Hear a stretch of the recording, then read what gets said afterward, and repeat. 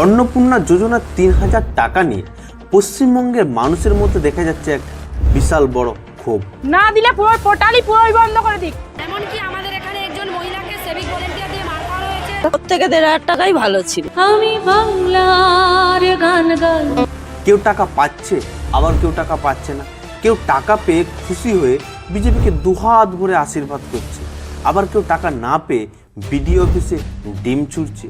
কিন্তু এবার প্রশ্নটা হচ্ছে, বিজেপি ঠিক কোন জায়গাটায় তারা ভুল করছে, কোন জায়গাটা তারা মিস আউট করে ফেলছে, কোন জায়গাটা তারা বুঝতেই পারছে না, যার ফলে বিজেপি ২ মাস না রাজ্যে ক্ষমতায় আসতে আসতে মানুষ তাদের বিরুদ্ধে হয়ে যাচ্ছে, মানুষ তাদের বিরুদ্ধে ক্ষোভ উগড়ে ফেলছে। নাকি বিজেপির এইরকম অবস্থা হয়ে গেছে যে ঘরে নাই নুন কিন্তু ছেলে হবে মিঠুন। কিন্তু আপনারা কি কখনো ভেবে দেখেছেন, এই ভাতার রাজনীতি করতে গিয়ে তৃণমূল সরকার ২ লক্ষ কোটি টাকা পশ্চিমবঙ্গের ঋণের বোঝা আজ ৮ লক্ষ কোটি টাকায় গিয়ে দাঁড় করিয়েছে। তৃণমূলের আমলে সমস্ত ভাতা বিজেপি ক্ষমতায় আসার পর ডবল করে দিয়েছে। হোক সেটা ১,৫০০ টাকার লক্ষ্মীর ভাণ্ডার আজ ৩,০০০ টাকার অন্নপূর্ণা ভাণ্ডার, অথবা বিধবা ভাতা, বার্ধক্য ভাতা, প্রতিবন্ধী ভাতা সহ পুজোর অনুদানে আজ ৫ লক্ষ টাকা দিচ্ছে বিজেপি সরকার। কিন্তু এবার দেখবার বিষয়, এই ৮ লক্ষ কোটি টাকার পশ্চিমবঙ্গের ঋণের বোঝা বিজেপির আমলে কোথায় গিয়ে দাঁড়ায়। নাকি ডবল ইঞ্জিনের ফায়দা নিয়ে পশ্চিমবঙ্গকে ঋণমুক্ত করবে বিজেপি সরকার। কোথায় আছে পৃথিবীতে কোনো কিছুই নাকি ফ্রিয়ে পাওয়া যায় না, তার দাম ঠিকই কেউ না কেউ চোকাচ্ছে। কিন্তু এবার প্রশ্নটা হলো, এই প্রতি মাসে ফ্রিয়ের টাকার দাম কে ও কিভাবে চোকাচ্ছে? এই প্রতি মাসে ফ্রিয়ের সামান্য পরিমাণ টাকা সত্যিই কি মানুষের উন্নয়নের কাজে লাগছে, নাকি এটা একটা মধুমাখা বীজ? বিজেপি কি ৩,০০০ টাকার অন্নপূর্ণা ভাণ্ডার প্রতি মাসে দিতে পারবে, নাকি মহিলারাই একদিন পশ্চিমবঙ্গ থেকে এই বিজেপিকে সরিয়ে ফেলবে? নমস্কার, আমি নয়ন। বাস্তবতা বড় কঠিন, আজ বাস্তব চিত্রটাই আপনাদের সামনে তুলে ধরব। কারণ আপনারাও জানেন আমরা খবর করি না, খবরের পেছনের গল্পটাকে খুঁজে বের করি। তো চলুন শুরু করি আজকের ভিডিওর আলোচনা বিষয়, ভাতা উন্নয়ন নাকি ফাঁদ। সময়টা ছিল ২০২৬। পশ্চিমবঙ্গে বিধানসভা ভোটের আগে বিজেপি তাদের সংকল্পপত্রে ঘোষণা করলো যে এবার যদি বিজেপি রাজ্যে ক্ষমতায় আসে তাহলে মহিলাদের ১,৫০০ টাকা নয় ৩,০০০ টাকা দেওয়া হবে অন্নপূর্ণা ভাণ্ডারে। তারপর ভোট পেরোলো, রাজ্যে বিজেপি ক্ষমতায়ও এলো। তারপরে মাননীয় মুখ্যমন্ত্রী শুভেন্দু অধিকারী ঘোষণা করলেন যারাই লক্ষ্মী ভাণ্ডার পেতেন তারা সকলেই অন্নপূর্ণা ভাণ্ডার পাবেন। এই ঘোষণায় রাজ্যের মহিলাদের মুখে আনন্দ ও হাসি নিয়ে এলো, চলল মিষ্টি বিতরণ ও গেরুয়া আবিরের খেলা। কিন্তু এই যে হাসি যে দীর্ঘস্থায়ী হবে না সেটা তারা গুণাক্ষরেও টের পায়নি। তারপর ঘোষণা হলো, আপনারা যদি অন্নপূর্ণা ভাণ্ডার পেতে চান তাহলে এই ১২ পাতার ফর্ম আপনাকে ফিল আপ করতেই হবে। এবার এই ফর্মে চাওয়া হলো আপনার পরিবারের আয় কত, আপনার ঘরবাড়ি কটা, আপনার গাড়ি আছে কিনা, আপনার স্বাস্থ্য বীমা ও আপনার সম্পত্তির সমস্ত তথ্য। মাননীয় মুখ্যমন্ত্রী বললেন আপনারা যেখানে ২০ টাকা ঢেঁড়স কিনতে গেলেও টিপে দেখে কিনেন, সেখানে আমরা মাসে ৩,০০০ টাকা দেবো, কিন্তু একটু ঝাড়াই বাছাই করবো না? তো জনগণ বিপাকে পড়ে এই ফর্ম ফিল আপ করলো। তারপর রাজ্যের অর্থমন্ত্রী স্বপন দাশগুপ্ত তিনি বাজেট পেশ করলেন এবং এই অন্নপূর্ণা ভাণ্ডারের জন্য ৩৬,০০০ কোটি টাকা তিনি বরাদ্দ করলেন। তারপর ছাড়া হলো অন্নপূর্ণা ভাণ্ডারের প্রথম কিস্তির টাকা, যা দেখে জনগণের চোখ কপালে উঠে গেল। কারণ যারা ফর্ম ফিল আপ করেছিল তাদের কিছু জনের টাকা ব্যাংকে ঢুকলো তো কিছু জনের ঢোকেনি, যার কারণে সরকার বিবৃতি দিল যে আপনাদের চিন্তা করার কিছু নেই, আমাদের কিছু টেকনিক্যাল সমস্যার জন্য এবার সবারই টাকা ঢুকতে পারেনি, কিন্তু এর পরের কিস্তিতে সবারই টাকা ঢুকবে। তারপর বেশ কিছুদিন পেরোলো, ছাড়া হলো পরের কিস্তির টাকা, কিন্তু দিনের শেষে সেই একই সমস্যা, কিছুজন টাকা পেল আর কিছুজনের নাম ডাইরেক্ট রিজেক্ট চলে এলো। এতে জনতা ক্ষোভে ফেটে পড়লেন, তারা শুরু করলেন বিডিও অফিসে ডিম থেরাপি। তারা জনগণ ওপেন এই বিজেপি সরকারের বিরোধিতা করতে লাগলেন, এই বিজেপি সরকারের বদনাম করতে লাগলেন এবং সরকার উল্টে দেওয়ার হুমকিও দিতে লাগলেন। কিন্তু বিজেপি বুঝতে পারছিল না তাদের ভুলটা ঠিক কোথায় হচ্ছে। তারা তো চায় টাকা দিতে, সেই জন্য রাজ্য সরকারের বাজেটে 36,000 কোটি টাকা বরাদ্দ করা হয়েছিল এই অন্নপূর্ণা ভাণ্ডারের জন্য। কিন্তু তা সত্ত্বেও মানুষের অ্যাকাউন্টে টাকা পৌঁছাচ্ছে না কেন? আজ সেখানেই উঠে এলো এই ব্লক ও মিউনিসিপ্যালিটি এরিয়ার কর্মচারীদের সেই পক্ষপাতিত্বের কথা। দেখা যাচ্ছে যে তৃণমূলের যা সমর্থক সেই সমস্ত লোকেরাই কিন্তু অন্নপূর্ণা ভাণ্ডার ঢুকেছে। আমাদের বিজেপির যে সমস্ত সমর্থকরা বুথ সভাপতি থেকে আরম্ভ করে যারা দীর্ঘদিন ধরে পার্টির সঙ্গে লড়াই করে, আজ 12 বছর লড়াই করে যারা পার্টিটাকে দল ক্ষমতা এনেছে, তাদের কিন্তু বামপন্থের টাকা ঢুকেনি। তার জন্য দায়ী এই লোকাল বডির পুরনো তৃণমূল আমলের নেতা ও অফিসারেরা। তৃণমূল ক্ষমতা থেকে চলে গেলেও সেই তৃণমূল কর্মীরা যারা ব্লক ও মিউনিসিপ্যাল লেভেলে কাজ করে তারা কিন্তু রয়ে গেছে, যার ফলে তাদের যেই তৃণমূলপন্থী মনোভাব সেইটা এখনও যায়নি।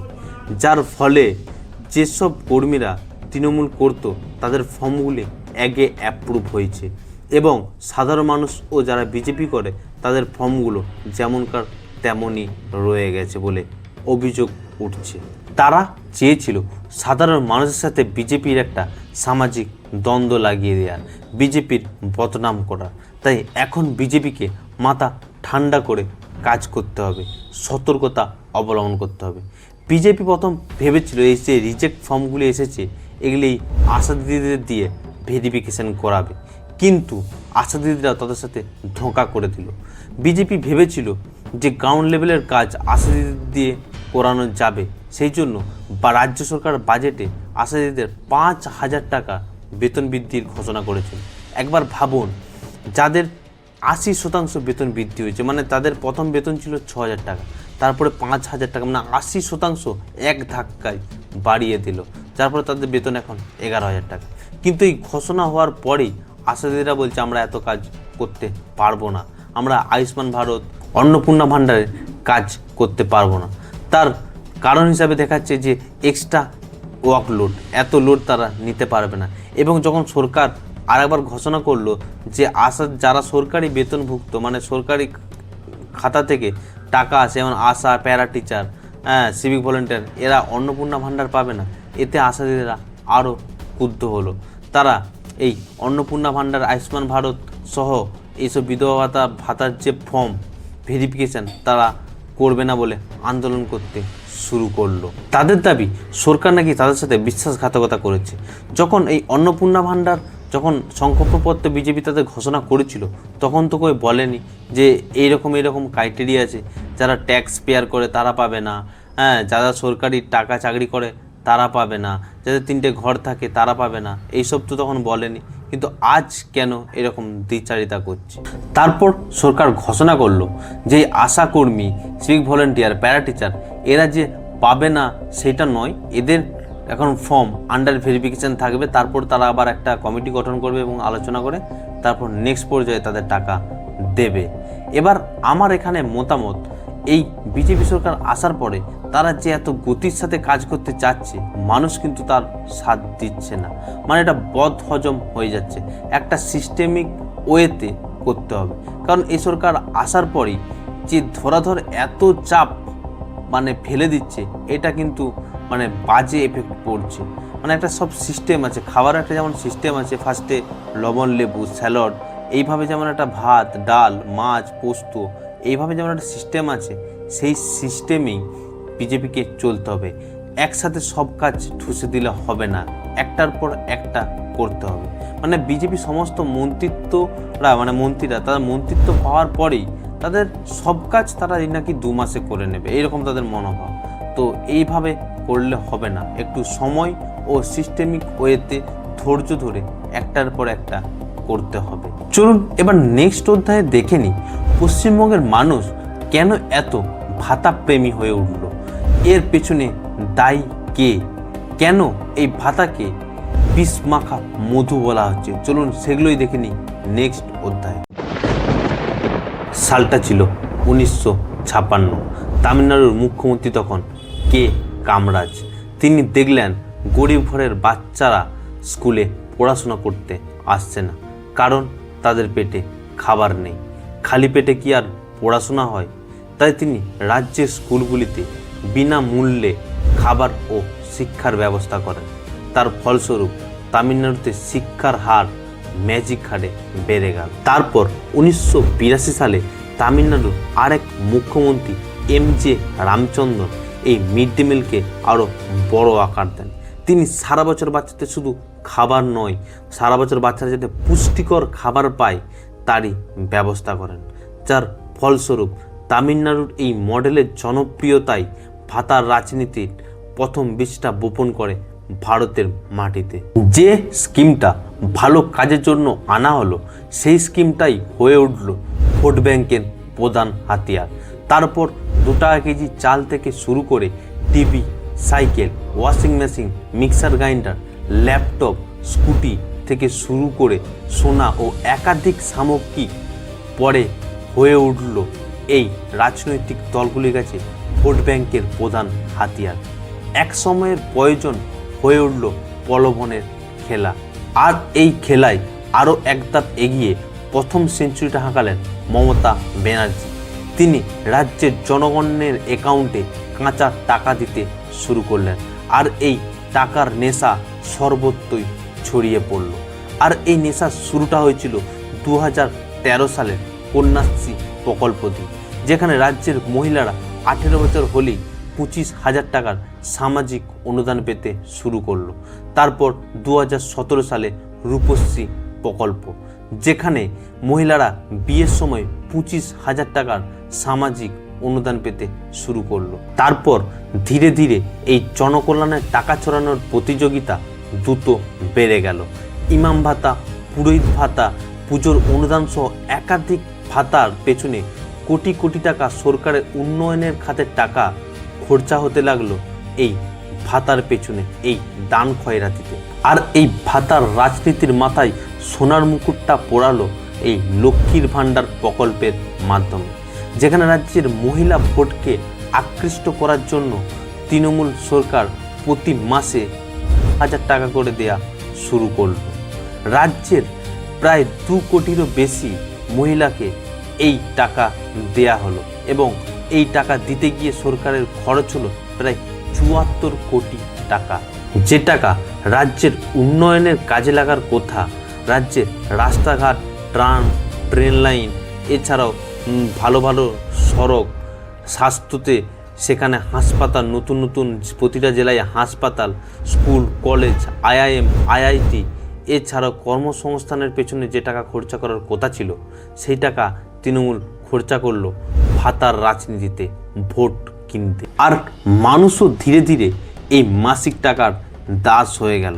তাই বিজেপি দেখলো রাজ্যে যদি ক্ষমতায় আসতে হয়, তাহলে এই প্রতি মাসে কাঁচা টাকা মানুষের অ্যাকাউন্টে দিতেই হবে। তাই তারা তাদের সংকল্পপত্রে ঘোষণা করলো, এবার তারা যদি বিজেপিকে জিতিয়ে ক্ষমতায় নিয়ে আসে, তারা লক্ষ্মী ভাণ্ডারের 1,500 টাকা ডবল করে দেবে, তারা 3,000 টাকা করে দেবে, এবং তার নাম দেবে অন্নপূর্ণা ভাণ্ডার। এবার জাস্ট একবার ভাবুন, প্রতি মাসে যদি মহিলাদেরকে তাদের অ্যাকাউন্টে 3,000 টাকা করে দিতে হয়, তাহলে সরকারের কত টাকা খরচা হবে?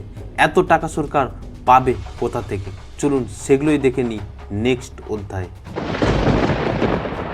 ভালো করে জেনে নিন, এই প্রতি মাসে সরকার যে আপনার ব্যাংক অ্যাকাউন্টে টাকা দিচ্ছে, এই টাকা কিন্তু সরকার তার নিজের পকেট থেকে দিচ্ছে না, সেই টাকা দিচ্ছে আমার আপনার পকেট কেটেই। এবার আপনি বলবেন কিভাবে? দেখুন, আমরা সাধারণ মানুষ সরকারকে ট্যাক্স দিই, আর সেই ট্যাক্স, সে টাকা রাজস্ব হিসাবে সরকারের কোষাগারে জমা হয়। এবার সেই টাকা আমাদের উন্নয়নের জন্য সরকারের খরচা করার কথা। রাস্তাঘাট, ভালো ট্রেন ও ট্রাম লাইন, হাসপাতাল, স্কুল, কলেজ, সরকারি চাকরিজীবীদের বেতন, এই সব কর্মসংস্থান, এইসবের পেছনে খরচা করার কথা। কিন্তু সেই টাকা যদি সরকার এই ভাতার রাজনীতি করতে কাজে লাগিয়ে দেয়, তাহলে রাজ্য উন্নয়ন হবে কি করে? হাসপাতালে পর্যাপ্ত পরিমাণ ডাক্তার থাকবে কি করে? হাসপাতালে পরিষ্কার পরিচ্ছন্ন ও রোগীদের জন্য ভালো খাবার আসবে কি করে? স্কুল, কলেজ আরও উন্নত মানের হবে কি করে? স্কুলের বাচ্চাদের মিড ডে মিলে একটু ভালো খাবার আসবে কি করে? বর্ষায় এই যে রাস্তাঘাট ডুবে যাচ্ছে, আপনার বাড়িতে জল ঢুকে যাচ্ছে, সেই নিষ্কাশন ব্যবস্থাটা ঠিক হবে কি করে? এছাড়াও প্রতিটা জেলায় আইআইটি কলেজ, আইএম কলেজ হবে কি করে? যে বাচ্চাদের হায়ার স্টাডির জন্য আমাদের পশ্চিমবঙ্গে ভালো স্কুল কলেজ নেই, যে ঘাটতি আছে সেটার পূরণ হবে কি করে? পশ্চিমবঙ্গে কর্মসংস্থান হবে কি করে? শিল্প হবে কি করে? কর্মসংস্থানের জন্য আজকে যে আমাদের রাজ্যের মানুষকে বাইরের রাজ্যে ছুটে যেতে হচ্ছে, সেটা তো যেতেই হবে। এবার আপনি যে চিৎকার করেন যে সরকার চাকরি বার করছে না, ভ্যাকেন্সি বার করছে না, তাহলে সরকার চাকরি দেবে কি করে, ভ্যাকেন্সি বার করবে কি করে? এবার আপনার মনে প্রশ্ন আসবে যে আমি তো সরকারকে কোনো ট্যাক্স দিই না, তাহলে সরকার ট্যাক্স কিভাবে কালেক্ট করছে, সরকার সেই টাকা পাচ্ছে কি করে? তো আপনি যে চিৎকার করেন পেট্রোলের দাম বেড়ে গেছে, গ্যাসের দাম বেড়ে গেছে, সামগ্রিক মানে গ্রোসারি যে সামগ্রিক তার দাম বেড়ে গেছে, চালের দাম বেড়ে গেছে, ডালের দাম বেড়ে গেছে, তো সেগুলো বাড়ছে কিভাবে? সরকার সেখান থেকেই ট্যাক্স উসুল করছে। আপনারা যে জিনিসপত্র কিনছেন, যেটাই কিনুন, তার পেছনে আপনাকে ট্যাক্স কিন্তু দিতেই হচ্ছে, আর সেই ট্যাক্স আস্তে আস্তে বেড়ে যাচ্ছে, যার ফলে জিনিসপত্রেরও দাম আস্তে আস্তে বেড়ে যাচ্ছে। মানে এক হাতে আপনাকে সরকার দিচ্ছে ঠিকই মাছে কিছু টাকা, কিন্তু অন্য হাতে সরকার আপনার কাছ থেকে ঠিক উসুল করে নিচ্ছে। আর এভাবেই চলছে এই ভাতার রাজনীতির খেলা। আর মাঝখান থেকে সরকার কি করছে? নিজেদের ভোট ব্যাংকের ভোট বাড়াচ্ছে। তারা দেখাচ্ছে যে আমরা মানুষের জন্য কত ভাবি, মানুষকে প্রতি মাসে আমরা জনকল্যাণের জন্য মানে অনুদান দিচ্ছি। আর মাঝখান থেকে ক্ষতিকার হচ্ছে, ক্ষতি হচ্ছে সেই আমাদেরই। কারণ আজকে ভালো ডাক্তার দেখানোর জন্য আমাদের পশ্চিমবঙ্গে ভালো হাসপাতাল নেই, ছুটে যেতে হচ্ছে বেঙ্গালোর, চেন্নাই, ভেলোরের মতন জায়গায়। আমাদের বাচ্চাদের ভবিষ্যৎ, এখানে ভালো স্কুল কলেজ নেই, তাদের পড়াশোনার জন্য তারাকে হায়ার স্টাডির জন্য পাঠাতে হচ্ছে বাইরের রাজ্যে। তাহলে ক্ষতিটা কাদের হচ্ছে? সেই ঘুরে ফিরে আমাদেরই ক্ষতি হচ্ছে। উন্নয়ন আটকে যাচ্ছে, রাস্তাঘাটের অবস্থা দেখুন না কেমন, সব জায়গায় গাড্ডা হয়ে যাচ্ছে, সব জায়গায় গর্ত হয়ে যাচ্ছে। রাজ্যে কাজ নেই, কাজ জন্য ছুটে যেতে হচ্ছে ভিন রাজ্যে। কিন্তু সরকার তাদের ভোট ব্যাংক ধরে রাখছে, তারা তাদের ক্ষমতায় থাকছে এবং আমাদের পশ্চিমবঙ্গের উন্নয়নের টাকা নিজেদের পকেটে লুটছে, দুর্নীতি করছে। এবার দেখবার বিষয় যে বিজেপি সরকার এসে ডাইরেক্ট এই ভাতার পরিমাণ ডবল করে দিয়েছে। এবার বিজেপি কিভাবে এই ভাতা মেনটেন করে, কিভাবে তারা চালায়? তৃণমূলের আমলে তৃণমূল তো লোন নিত, যখনই মানে আমাদের রাজ্যের টাকা শেষ হয়ে যেত, এই ভাতার পেছনে খরচা হয়ে যেত, তখনই ঋণ নিত। তাই তো আজ 2 লক্ষ কোটি টাকা থেকে আজ 8 লক্ষ কোটি টাকায় গিয়ে রাজ্যের ঋণ দাঁড় করিয়েছে। আর যদি এই ঋণের পরিমাণ বাড়তে থাকে, তাহলে পশ্চিমবঙ্গ একদিন দেওয়ালিয়া হয়ে যাবে। আর এখানে দেখার বিষয় বিজেপি কিভাবে এই স্কিমগুলোকে চালায়, কিভাবে তারা মেনটেন করে। চলুন সেটাই দেখে নিই নেক্সট অধ্যায়। এতদিন বিজেপি সরকারের যে অ্যাপ্রোচ আমরা দেখতে পাচ্ছি, তারা ভাতা তো দেবে, কিন্তু সেটা সবাইকে নয়। যারা অ্যাকচুয়ালি ভাতার জন্য যোগ্য, যাদের দেওয়া উচিত, যারা পাওয়ার যোগ্য, তাদেরকেই দেবে। তৃণমূলের মতো নয় যে সবাইকে মানে ভাতা দিয়ে যাবে। হ্যাঁ, যেখানে পুরুষরাও লক্ষ্মীর ভাণ্ডার পেয়ে যাচ্ছে এবং যেসব তৃণমূল নেতারা আছে, তাদের নামে একটা নয়, দুটো নয়, 3-4টের করে ঘরের জন্য টাকা চলে আসছে। কিন্তু এই বিজেপি সরকারের আমলে এখন পর্যন্ত যে অ্যাপ্রোচ আমরা দেখতে পাচ্ছি, তারা ভোট ব্যাংকের জন্য নয়। তৃণমূল যেমন ভোট ব্যাংকের জন্য সবাইকে ভাতা দিয়ে গেছে, কিন্তু বিজেপি কিন্তু সেটা করছে না। তারা জানে যে সবাইকে না দিলে তাদের দলের উপর একটা এফেক্ট পড়বে, কিন্তু তাদের মেন প্রায়োরিটি পশ্চিমবঙ্গে সে গৌরবকে ফিরিয়ে আনা, পশ্চিমবঙ্গে শিল্প আনা, পশ্চিমবঙ্গে কর্মসংস্থান বাড়ানো। হ্যাঁ, মানুষকে এই ভাতার যে রাজনীতি, এখান থেকে তাদের মাইন্ডকে বার করে নিয়ে যাওয়া, তাদের মাইন্ডকে এটা দেখানো যে ভাতার রাজনীতি করে অতটা লাভবান হওয়া যায় না। যদি লাভবান তখনই হবে যদি পশ্চিমবঙ্গে বড় বড় শিল্প আসে, পশ্চিমবঙ্গে কর্মসংস্থান হয়, হ্যাঁ, পশ্চিমবঙ্গে সবারই আয় বাড়ে। তো এই ক্ষেত্রে সেই জন্য বিজেপি সরকার এই প্রকল্প নিয়ে এতটা কন্ট্রোভার্সিয়ালের মধ্যে পড়ে যাচ্ছে। কিন্তু ভবিষ্যতে কি করবে সেটা এখন থেকে বলা যাবে না। কিন্তু বিজেপির ক্ষেত্রে একটা তাদের পজিটিভ দিক আছে যে কেন্দ্রের হাত তাদের মাথায় আছে। তারা কোনো সমস্যা তারা কেন্দ্রের কাছ থেকে টাকা নিয়ে সেটাকে সে সমস্যাটাকে সমাধান করতে পারবে। এইটা একটা বিজেপির ক্ষেত্রে পজিটিভ দিক। বিজেপি ক্ষমতায় আসার পর তারা বলছে যে তৃণমূল সরকারটা পশ্চিমবঙ্গকে লুটে নিয়েছে। তারা পর্যাপ্ত পরিমাণ যেটা আমাদের পশ্চিমবঙ্গের অ্যাকচুয়াল কর আদায়, সেই কর আদায়ের টাকাতেও নাকি তারা দুর্নীতি করেছে। অ্যাকচুয়াল যে টাকাটা আসার কথা সেই টাকাটা আসতেই দেয়নি। তার জন্য সরকার বাইরে থেকে এত কোটি টাকা ঋণ নিয়েছে এবং এবার বিজেপি বলছে যে পশ্চিমবঙ্গে যদি ঠিকঠাকভাবে পরিচালনা করা যায়, যদি এই দুর্নীতিগুলো এখন যেহেতু বন্ধ হয়ে গেছে, এই দুর্নীতি বন্ধ করে যদি পর্যাপ্ত পরিমাণ কর পশ্চিমবঙ্গের রাজস্ব কোষাগারে আসে, তাহলে ভাতা চালাতে নাকি কোনো অসুবিধা হবে না।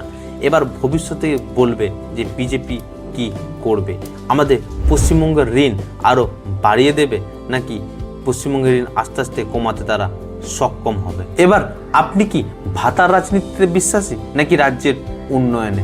আপনি কি রকম রাজনীতি চান, যেখানে প্রতি নির্বাচনের আগে ভাতার অঙ্ক বেড়ে যাক, নাকি এমন একটা রাজনীতি যেখানে রাজ্যে নতুন শিল্প হোক, কর্মসংস্থান হোক, মানুষের আয় বাড়ে এবং যাদের অ্যাকচুয়ালি সামাজিক প্রকল্প দরকার তারা সামাজিক প্রকল্প পাক? আপনার মতে সরকারের প্রথম অগ্রাধিকার কি হওয়া উচিত? আরও বেশি ভাতা নাকি রাজ্যে আরও উন্নয়ন, শিল্প, কর্মসংস্থান, নাকি এই দুইয়ের ভারসাম্য? আমি আপনাদের বলবো না ভিডিওটা লাইক করতে এবং চ্যানেলটা সাবস্ক্রাইব করতে, কিন্তু আপনাদের জরুর বলবো যে আপনারা এই ভিডিওটা শেয়ার করুন, কারণ এই ভাতার রাজনীতি সবারই জানা উচিত। অনেকে এই ব্যাপারটা তারা জানে না, তারা শুধু ওই মাসের ওই কাঁচা টাকাটাই জানে, কিন্তু এর পেছনে যে এত বড় একটা খেলা আছে সেটা তারা জানে না। তাই আপনাদের পরিবারের যে গ্রুপ আছে সেই প্রতিটা গ্রুপে ভিডিওটা শেয়ার করুন, আপনাদের নিজেদের লোককে সতর্ক করুন, যাতে আমাদের সন্তানদের ভবিষ্যৎ আরও ভালো হয়। আর আপনারা কমেন্টে জানান আপনারা এই ভাতার রাজনীতিতে বিশ্বাসী নাকি আমাদের রাজ্যে নতুন প্রতিটা জেলায় হাসপাতাল হোক, আইআইটি কলেজ হোক, আইএম কলেজ হোক, সেখানে ভালো পরিষেবা, স্বাস্থ্য পরিষেবা হোক, শিক্ষা ভালো হোক, এইসব চান, সেটা আপনারা নিশ্চয়ই কমেন্টে জানাবেন। আর এই ভাতার রাজনীতিতে সবচেয়ে বেশি উপকৃত হচ্ছে বড় বড় পুঁজিপতিরা, বড় বড় পুঁজিবাদেরা। তারা যেমন বিহারে 1 টাকায় তারা 1000 একর জমি পেয়ে গেছে। এছাড়াও মানুষকে ভাতার রাজনীতিতে কয়েক টাকা দিয়ে ভুলিয়ে তারা এই সরকারের কাছ থেকে বড় বড় সাধ্য সিদ্ধি করছে। এবার এই পুঁজি ও ভাতার মানে কিভাবে ভাতার রাজনীতি পুঁজিবাদদের উপকার করছে, এই নিয়ে যদি আপনারা একটা ভিডিও দেখতে চান তাহলে আপনারা কমেন্টেও সেটা জানাবেন। তাহলে আমি যদি বেশি কমেন্ট পাই তাহলে আমি সেই নিয়ে একটা জরুরি ভিডিও বানাবো। আপনারা কমেন্টে জানাবেন যে পুঁজিপতি ভার্সেস ভাতার রাজনীতি। তো চলুন আজকে নিয়ে এতটাই, দেখা হচ্ছে নেক্সট ভিডিওতে। ভালো থাকুন, সতর্ক থাকুন এবং সুস্থ থাকুন।